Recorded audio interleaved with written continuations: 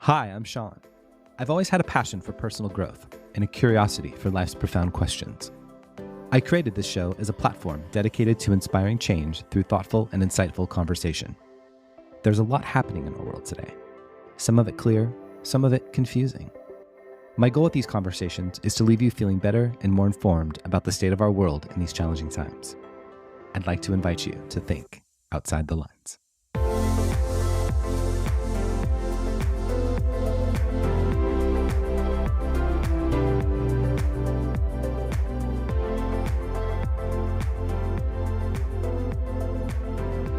Hello, beautiful people, and thank you so much for joining me today. My guest today is a prolific author and educator. He's penned 4 insightful books: Why You Feel the Way You Do, Anxiety, Phobias, and Panic, Taking Charge and Conquering Fear, Overcoming Anxiety, From Short-Term Fixes to Long-Term Recovery, and Anger, Taming the Beast. After an impressive 20-year career as a marriage and family therapist specializing in anxiety disorders, he decided to shift gears and share his expertise as an instructor at a college in Sacramento, California. He's also created a YouTube channel featuring practical life skills and videos.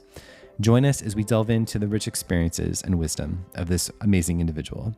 I invite you to think outside the lines with Reneau Peurifoy. Reneau Peurifoy, welcome to the show. Well, thank you for inviting me. Absolutely. I'm really excited to chat with you today. I feel like this is going to be a really, fascinating and inspiring conversation for our listeners. So I'd love if you could maybe start with just a bit about your journey and talk about what's motivating you to make the world a better place. Well, I've been involved with helping people one way or the other, teaching or counseling all my life. Actually, even at school, I enjoyed helping other students when they're having difficulty with stuff. I started out working with animal behavior, and that was my major in biology.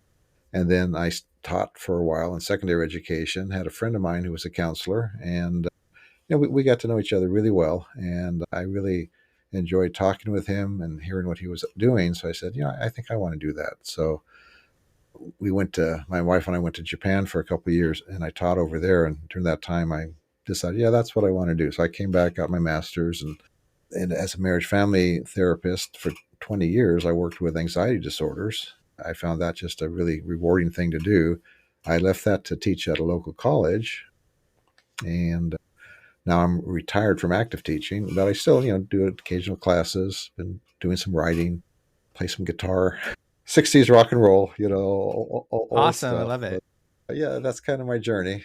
And just, it's always been fascinated with the whole topic of emotions and just how they work with people. In fact, in high school, my sophomore year, Star Trek had come out, so that my friends refer to me as Mr. Spock, but I love it. That's a whole other thing.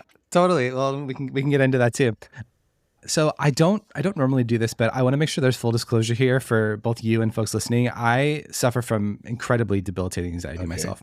And I'm going to do my best to not make this episode about me, but I will say that, I am incredibly fascinated by your mission and the work that you do. And I'm really excited to talk to you today. My intention for this episode is really just to be of service, I think, to anyone listening who might share this condition. And I guess one of the things I would start by asking you is it appropriate to call it a condition? Well, anxiety is a normal part of life. I worked a lot with people that had what's called panic disorder. And so they would have panic attacks, anxiety attacks. And one of the things to understand is that, everything with human beings varies. And so some people are tall, some people are short, and there's an average height, right? So the people I work with, in fact, myself, I have a lot of the same characteristics, which is why I think I enjoyed working with them so much, is they have more reactive nervous system. It's kind of like a house where the wiring's not quite up to code. And so, you plug too many things in, the circuit breakers trip. And so one of the things that's seemed to be pretty common with everybody I worked with is that if they were doing too much, reacting too much, then they would have, again, the circuit breakers would trip, and they would experience it as anxiety.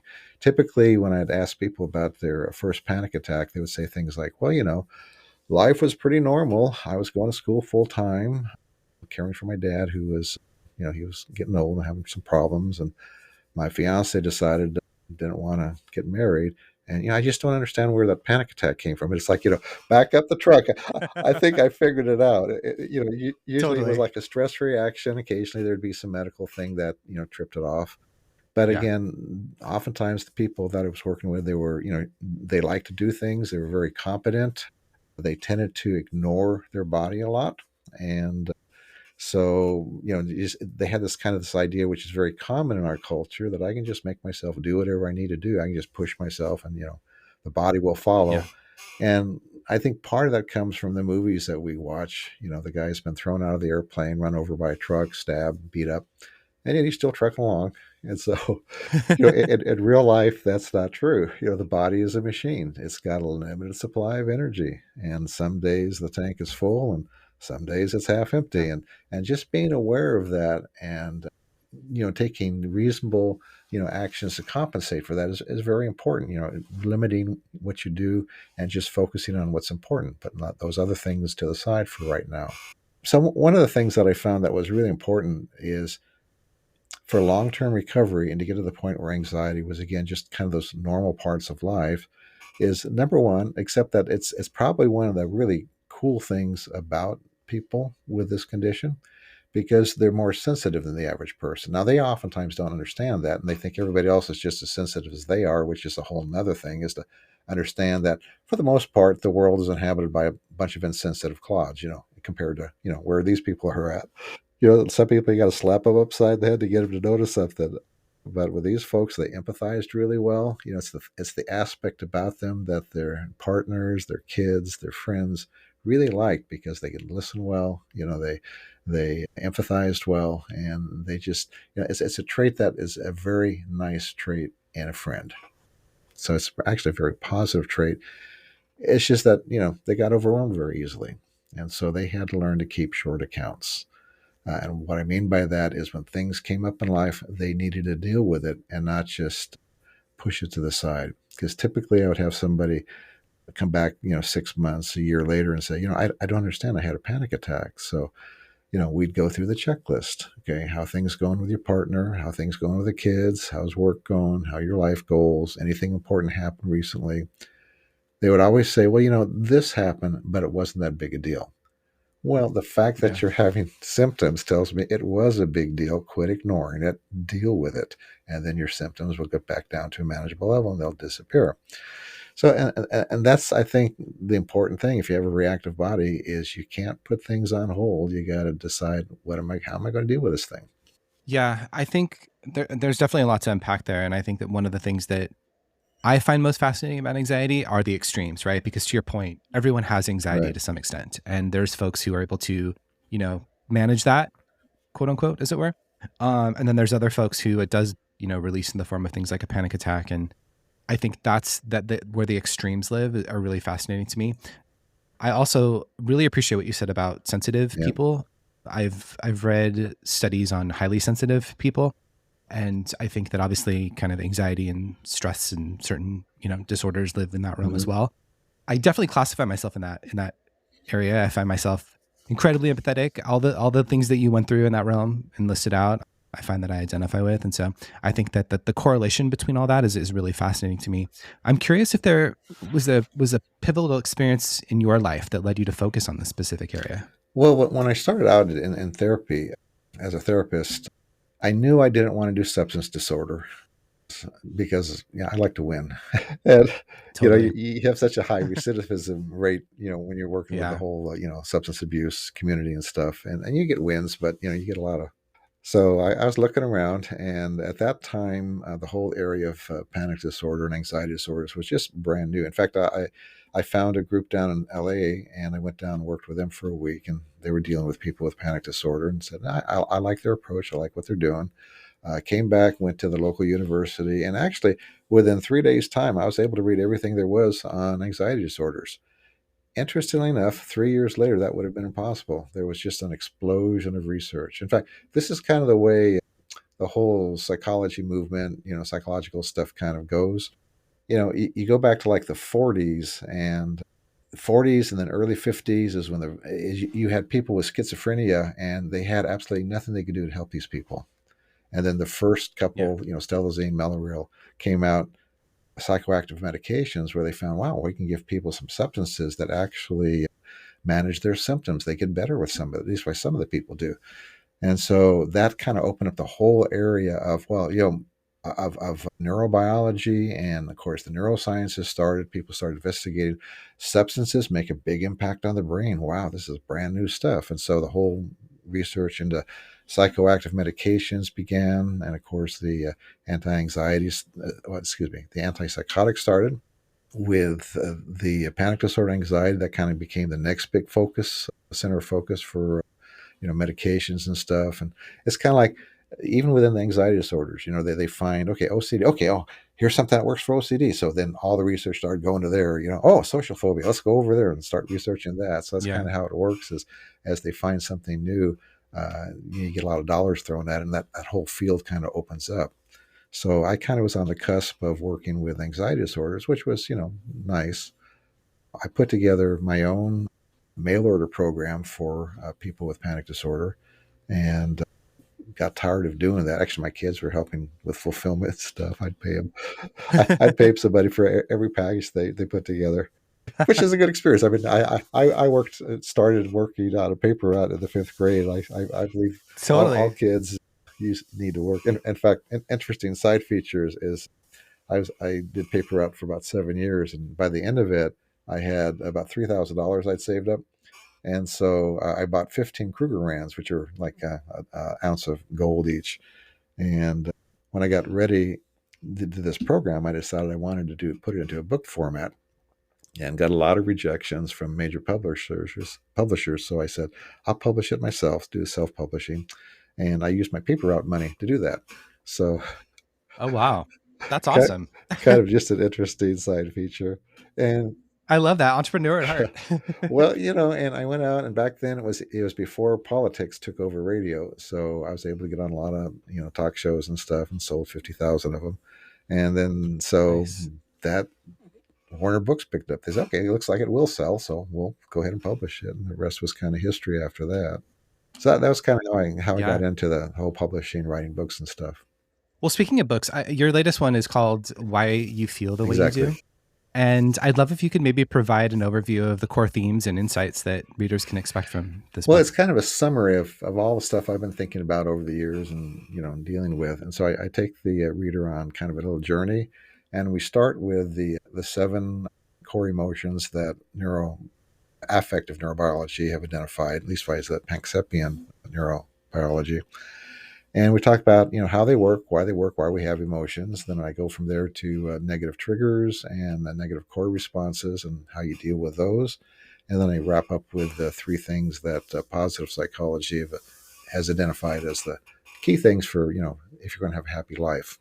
So it was a fun thing to work with, because I just immerse myself in research, and then I sit down, I'll write a chapter or two, and then I'll do some more research and write a chapter or two, and send it out to my readers, my beta readers, and get feedback from them, and go through a whole series of writing like that. And so yeah, it's a fun thing to do. You've also written a book on anger entitled Anger, Taming the Beast. And I think, like I mentioned, as someone that lives with anxiety personally, I'm often fascinated by I'm not sure if it's a link or an evolution of feelings that stem from anxiety, but irritability, which often leads to anger, is often a natural evolution of anxiety. And I'm curious if maybe you could talk a little bit about this, because I find that fascinating. Well, first of all, when I talk about anger and fear, I'm using them in a very broad sense. So fear Yeah. can, on the low end, is just apprehension, and on the high end is panic. So it's just where the dial is turned up. It's the same basic circuit in the brain, though.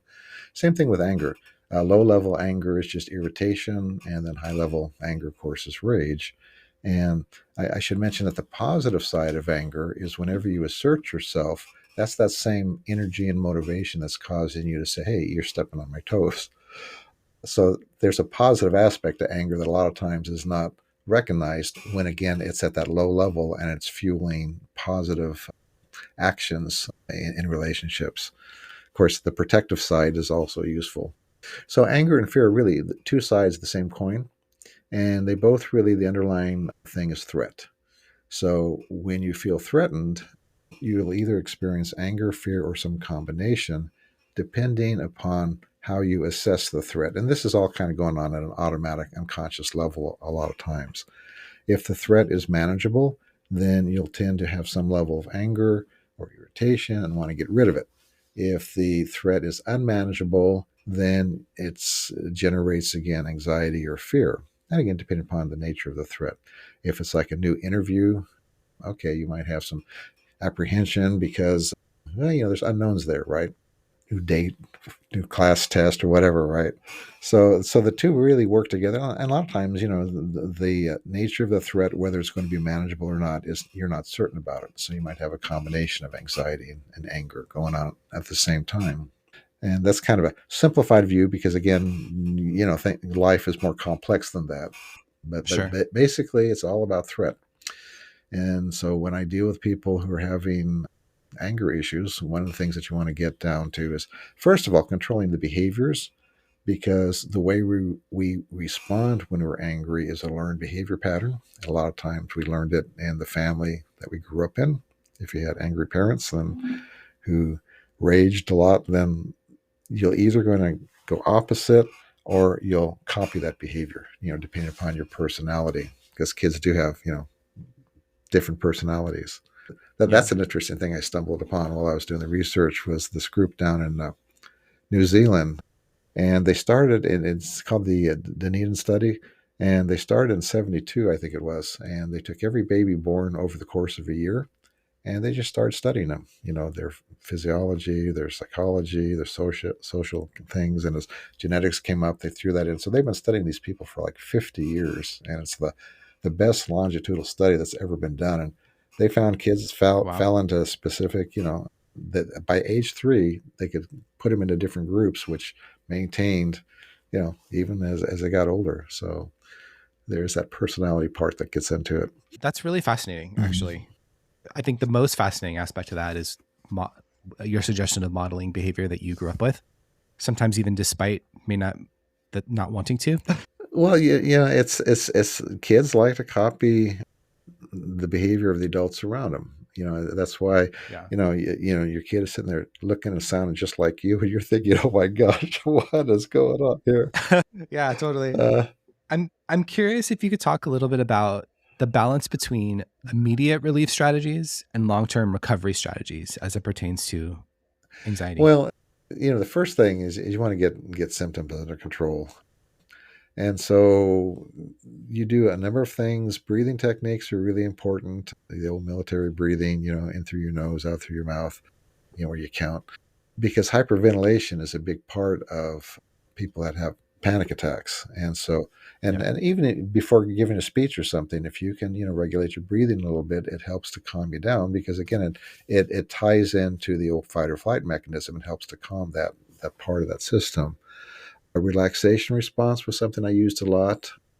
I would give people tapes and I'd have on there the suggestion when they'd put their two fingers and thumb together, it would trigger that response. And there was nothing special about that. It's just something that they could do out in public and nobody noticed it, right? And so they would train themselves to, develop that relaxation response. And it doesn't totally relax your body, but it takes the edge off. So, and that's key. And of course, self talk is the other really, really important thing because the thing that keeps a lot of the anxiety stuff going on is the way a person talks to themselves. People with panic disorder, the two things that they did a lot is they would do a lot of internalization. And so they would start watching their body a lot because, this thing might come at unusual times. And so they all want to be aware of that. And of course, when you start watching your body, you notice all kinds of things you never noticed before because normally we're externalized all the time. We're looking at things and involved with things outside of ourselves. And then the other thing, of course, is that they did a lot of negative anticipation. What if thinking? What if this happens? What if that? What if I can't control it? What if people see me? What if I screw up? What if I make a fool of myself? What if I can't control myself? What if something serious is going on? They have thousands of what if thoughts. And so managing those becomes Yeah. super, super, super important. And so, as a general thing for managing what if thinking, there's like 4 steps, right? And one of the things that people do that is that creates problems is they do a lot of emotional reasoning. So emotional reasoning is when you use your emotions to judge whether something is true as opposed to reason. So again, I would typically ask somebody who had the fear of maybe passing out.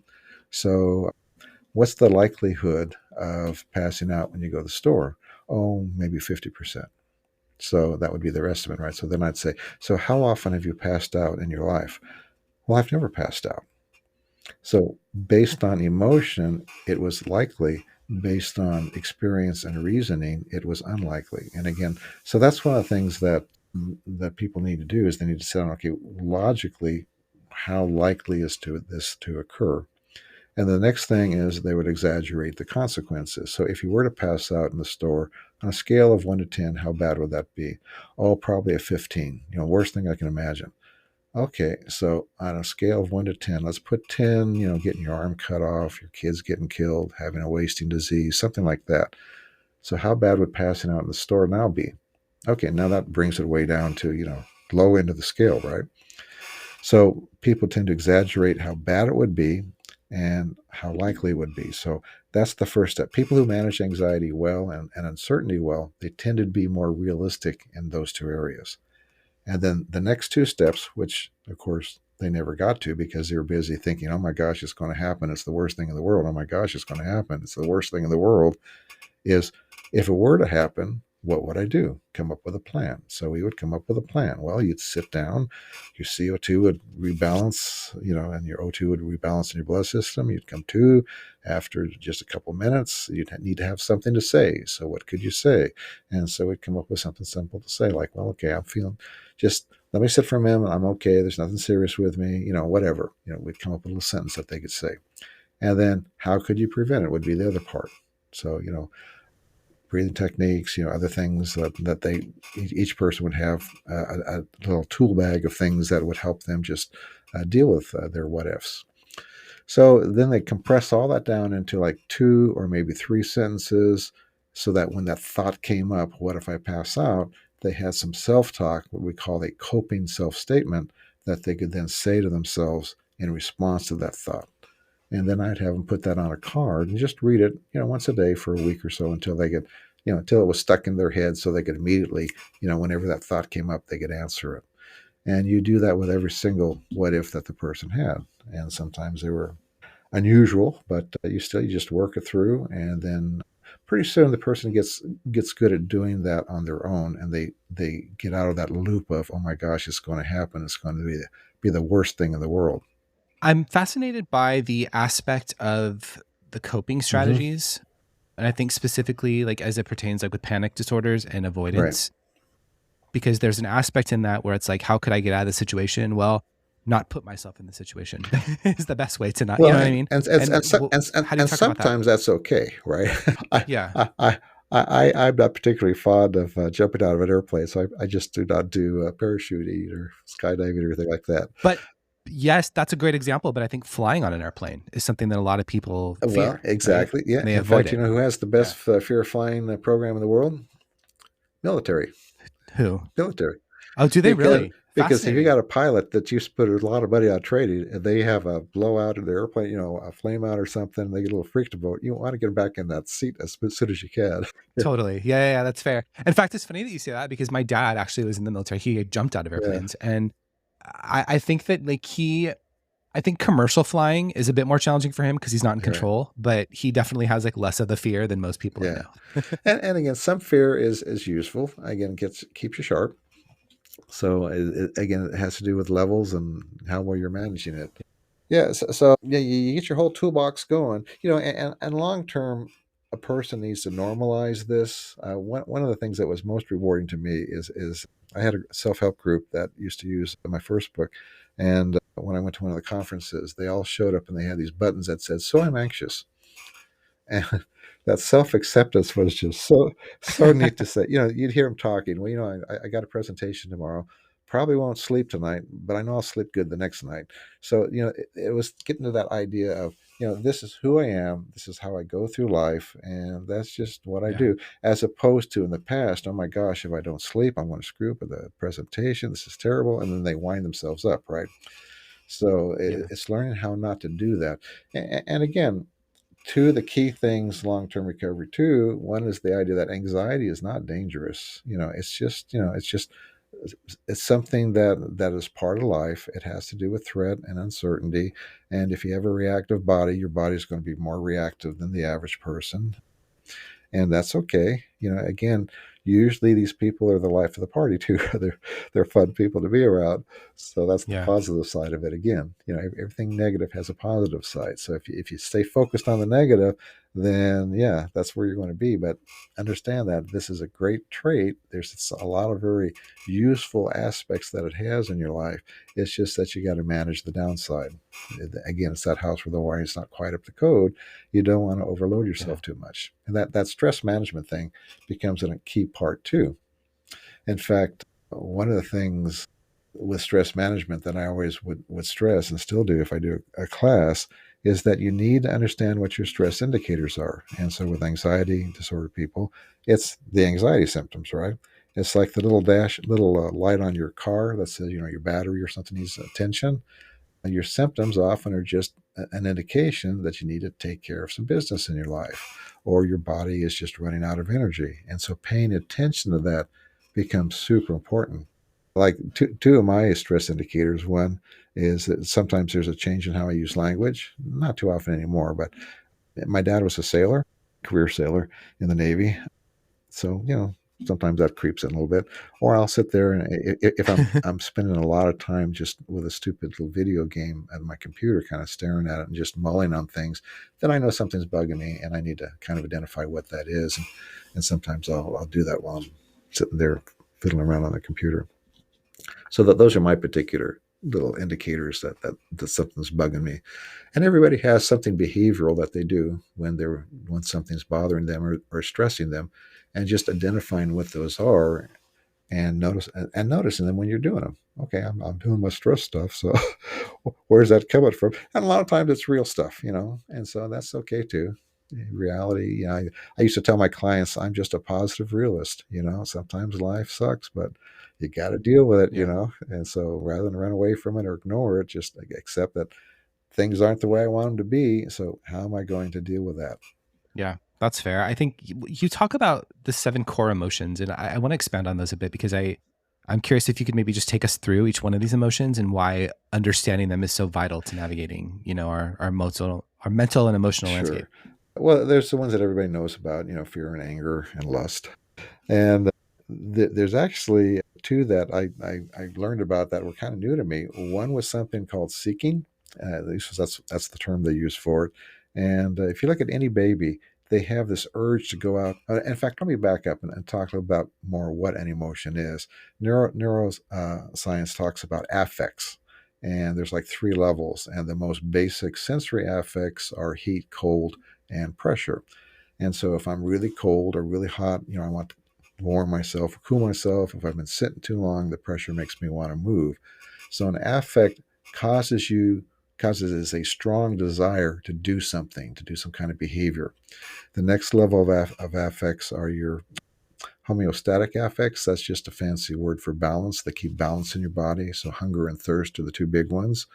The thirstier you are, the more you have this desire to find something to drink, and the hungrier you are, the more you have that desire to get something to eat. So the affects generate a desire, and also they activate the body to take care of some need. So emotions are kind of like the next level up, and of course they get tied into your thinking part of your brain, so they get modified and adjusted by that, and they're not at equal level for everybody. Your wiring and your personality and your childhood experiences all affect all this stuff. So it's not just everybody's exactly the same. But the seeking is wanting to go out and explore the environment. Again, you look at any baby, human baby, puppy, kitten, whatever, they have this drive to go out and explore the environment. And that's to basically find out what's good and what's bad out there. In fact, that's why when somebody walks into the room, everybody kind of takes a look at it and then they go back to what they're doing. It's an unconscious impulse just to see what's happening, what's going on, or you go to a new situation and kind of the first thing you do is you just kind of check out everything, and you do it almost unconsciously, but it's that drive to know, is it safe or is there danger out there? So that's one of them that I found very fascinating. And again, it's the basis of curiosity as we get older, right? We like to learn new things and see new things unless that's been Yeah. beat out of us, right? Next one that was kind of new to me was the play circuit. I mean, I've always liked to play. I'm a playist where I live. but it's an actual circuit. In fact, Panksepp, one of the guys that did some of the initial research in this, in fact, he was known as the rat tickler because that was one of his first things he was working with. But he found he could actually turn off all of the thinking part of the rat's brain, and they still wanted to play. So it's a very important drive. And, and with Interesting. social animals, which humans are highly social, it's how we learn social limits.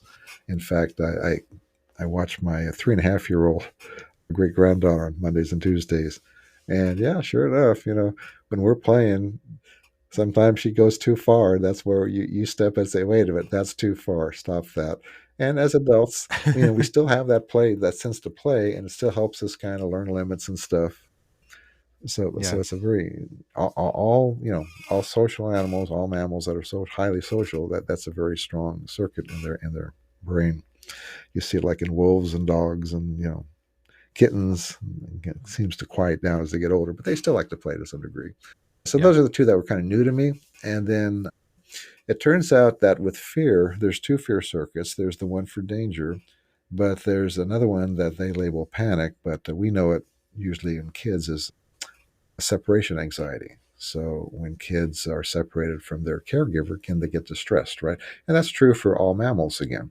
And then there's a complementary circuit that they call the caring circuit that gets triggered that causes this desire to go and somehow soothe, that baby. And as adults, of course, that's part of what underlies the love and the bonding that we have with other people. That's why we miss them when they're gone, and why we, if something is wrong with them, we want to take care of it. Kind of the basis of our relationship, those two circuits, along with the lust and the play, circuit. So we actually, out of those seven, four of them have to do with a relationship, which is why in positive psychology, that's the big one that makes people happy, is having positive relationships, which again, for so many people nowadays, is in short supply. Yeah. Yeah. I'm curious if you could go back really quick to, you mentioned separation from caregiver, separation Mm. anxiety. And I'm curious if there's been studies on children who, let's say, had parents that were like maybe had jobs where they had to be away a lot, and how that, kind of constant separation impacted those folks later in Well, life. again, these circuits can be either, they can be dampened by early childhood experience. Maybe that's the best way to say it. One of the studies Yeah. in the book that I mentioned is with children that used to come out of some of the Eastern European orphanages, the babies, and they were never held. They were given bottles propped up, and they would be changed periodically. But when they cried, they were distressed. Nobody would come to comfort them. And so they would have what was called, or what is called, attachment disorders. They'd have a difficult time attaching to the parents. And a really interesting experiment that was done is they would take and measure oxytocin levels, and that's one of the hormones that seems to be associated with this caring and attachment circuit. And if you take a birth mother and her child, and you play for a toddler, let's say, and you play a simple game on the computer, then the oxytocin levels go way up. With these babies, it would stay flat. And so that indicates there was something going on neurologically that had gotten turned off. Now, with therapy, they seem to improve. But yeah, so that indicates that early childhood experiences can increase or decrease. I know there are a lot of programs, and I don't know of specific studies, but I know, like with women from disadvantaged backgrounds or substance abuse or other things, they have programs that actually teach them how to connect with their kids, because a lot of times they were not well connected with their parents, and so that they have to learn how to do that with their children. That's fascinating. You mentioned earlier, you alluded to negative triggers, and I'm curious how, obviously negative triggers, core response patterns can have significant impacts on mental well-being. How do these patterns form? And can you maybe talk about some of the strategies you can use for quieting their Sure. influence?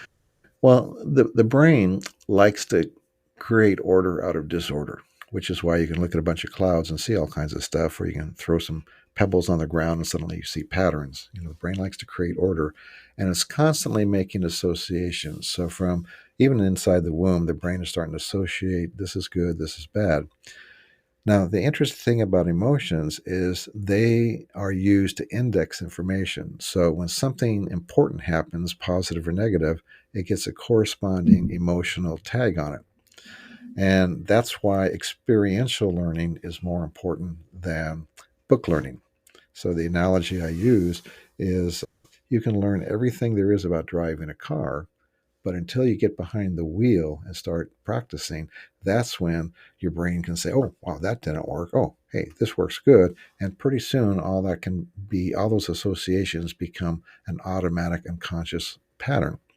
In fact, it's amazing how much activity goes on at an unconscious level that we're just totally unaware of it because we're thinking about what we're going to have for dinner or what TV program we're going to watch or something related to work or whatever.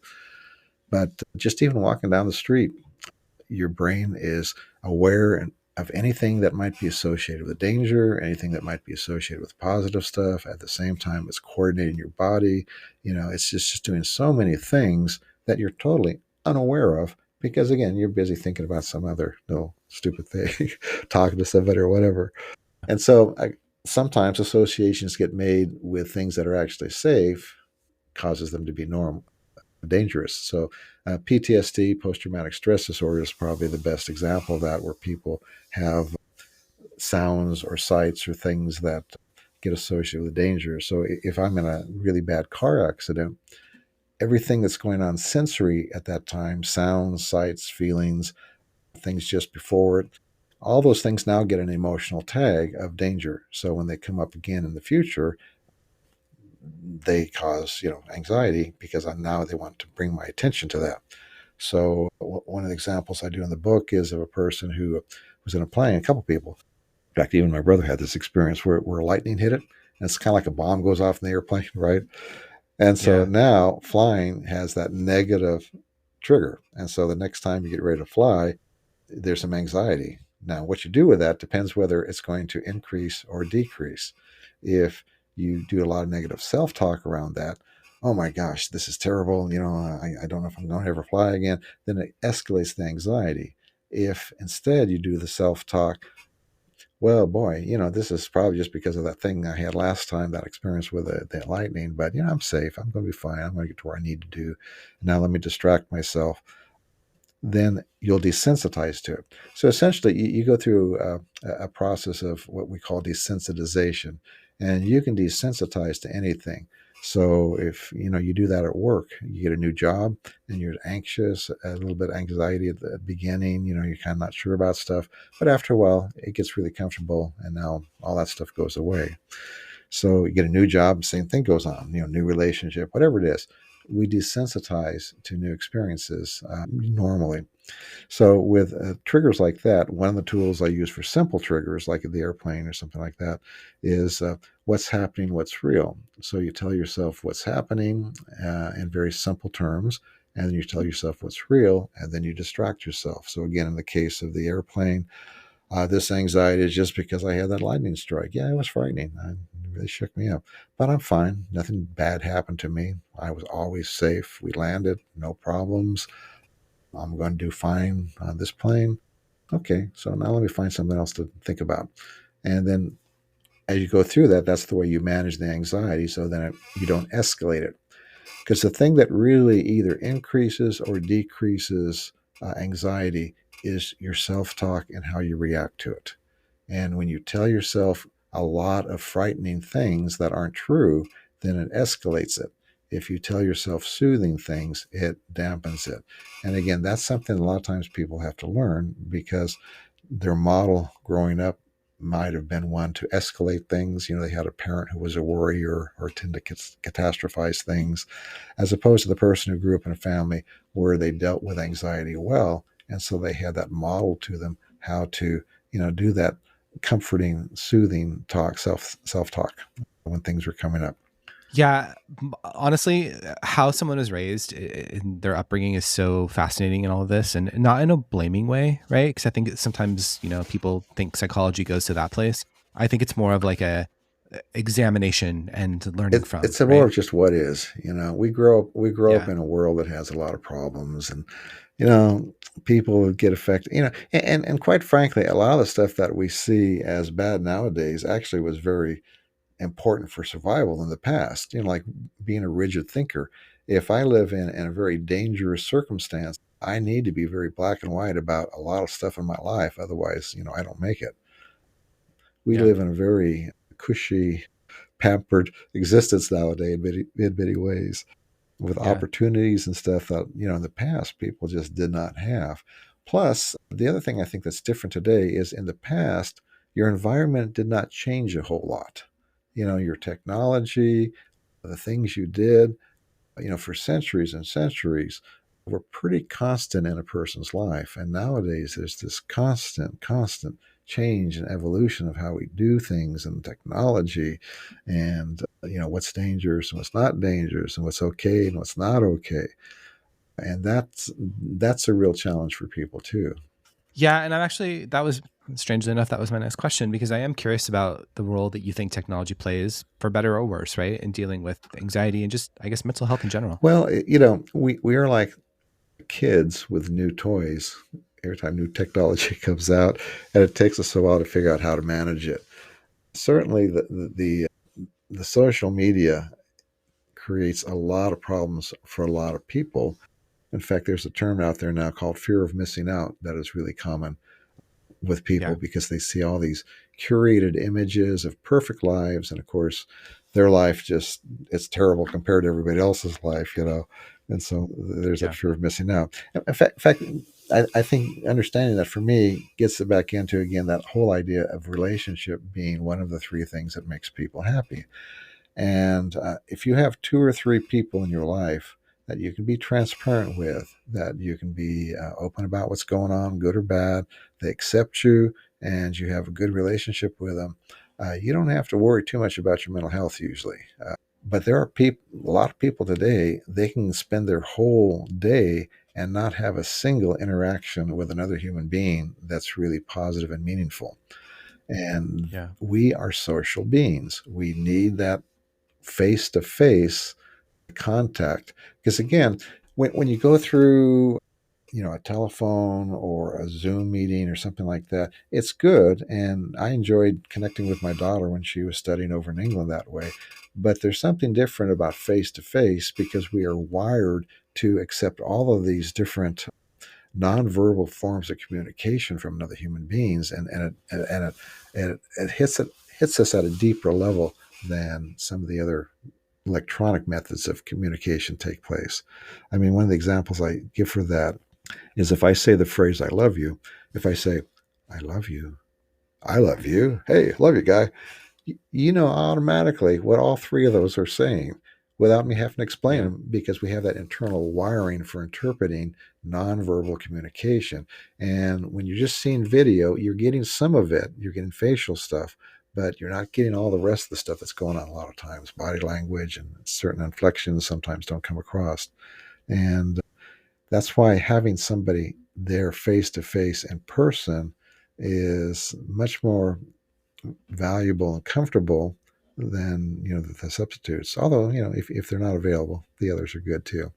Yeah. And I'm actually really fascinated. I want to do an upcoming episode on just like the loneliness Oh epidemic yeah, that I think you just keep hearing more and more about. Right. And I think that especially how COVID impact that for so many yeah. people. And, it was hard to go back for some. Yeah. I'm really fascinated by all Well, that and, stuff. and people weren't doing that great with relationships prior to COVID either, and it's just sort of Totally. it sort of escalated all of that. It's Yeah. the saddest thing for me is to go out to a restaurant and you see the two parents on their phone and the kids are all on their electronic devices Yeah. and nobody's talking or interacting. Yeah. I'm with you. I don't have kids, but that's something that I think about every time I go out and I see that, just because it's like and that's why like I phrased my question in the way that I did about it being potentially like a blessing and a curse, Yeah. because technology has given us, so many advancements, and life is so much better today because of Oh it. yeah. But to your point, about seeing the family in the restaurant where they don't talk to each other, it's like, why are you even here? Yeah. Well, one of the research papers I looked at, I think it was Europe. I think it was Germany, but I forget exactly which country was it. But they had a group of people from 18 to their mid-20s just basically reduce their social media, the time they spend on it, for an hour a day. And they all registered much happier a couple weeks later just by doing that simple act, because it forced them to Yeah. do other things. They had to do something else with Yeah. that hour. And usually it was something that was more nurturing for them. How do you see the landscape of mental health support evolving? And are there any specific advancements on the horizon that you find yourself excited about? Well, I think there's a lot more availability because of the internet and people being able to, through video conferencing, talk to people. Again, one-on-one is more useful, but there's a lot of people live in places where there's not people available, and not enough people available to help others. So I think that's a really useful thing that's out there. I think just all the research is going on. I think the problem is again, we are like kids, and there's so many people that don't access this stuff. People that are hurting and they don't know where to get help, or they don't even know they need help, or they're so tuned in to what they're doing, they don't take time to really take a look at what where they need to change their life. Yeah. It's interesting because there's not that big a percentage of people that are on a self-improvement, mode of operating their life. Most people are just kind of automatic pilot going through life. Yeah. What do you hope that your readers, your audience, anyone listening today will take away from your work in terms of understanding their emotions and managing anxiety and just leading happier lives?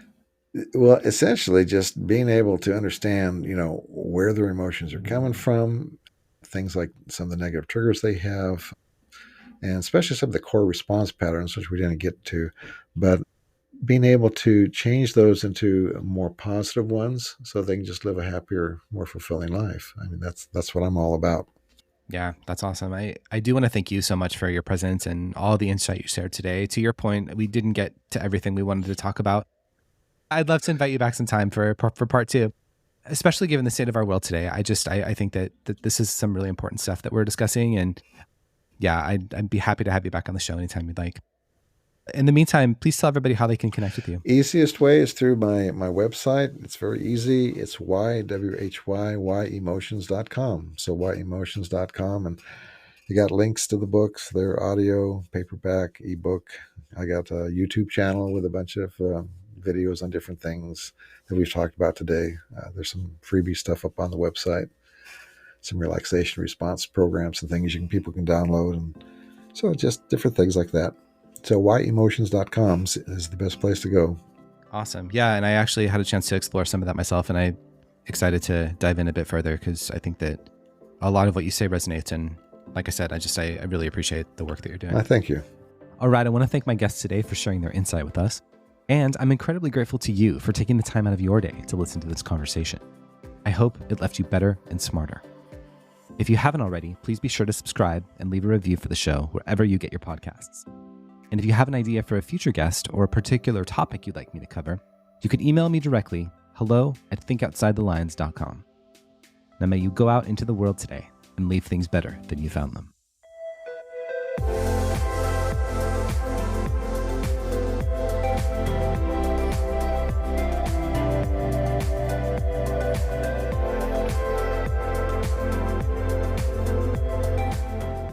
For more information, please visit thinkoutside-the-lines.com.